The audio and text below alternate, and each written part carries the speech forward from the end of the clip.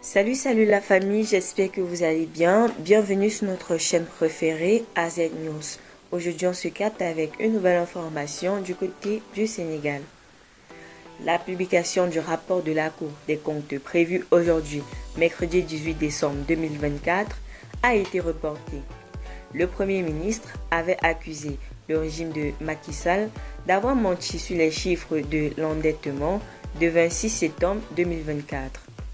Le régime de Macky Sall a menti au peuple, a menti aux partenaires, a tripatouillé les chiffres pour donner une image économique financière qui n'a rien à voir avec les réalités, avait déclaré Ousmane Sonko. Le ministre de l'économie avait évoqué une moyenne de 10% de déficit public et 76% de dette pour la période de 2019 à 2023.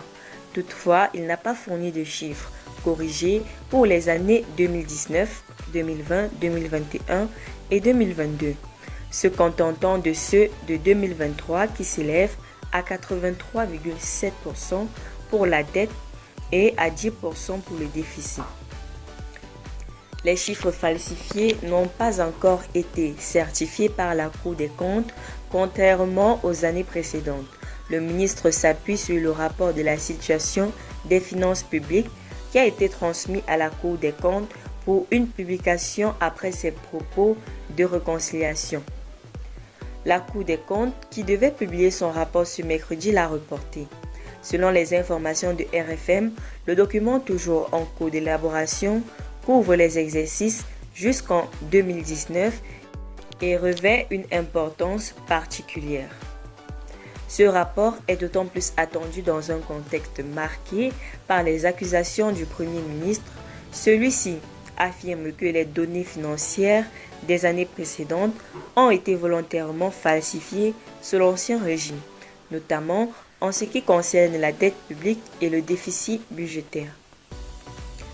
Il a également rappelé que les indicateurs économiques validés par la FMI en mai 2024 étaient positifs à la fin de son mandat. La publication du rapport de la Cour des comptes sera déterminante pour établir les responsabilités. Si les accusations d'Ousmane Sonko sont confirmées, des poursuites pourraient être engagées contre les anciens dirigeants, y compris Macky Sall, qui dirigeait le pays à l'époque des faits. Restez scotchés pour la suite, n'hésitez pas à liker la vidéo.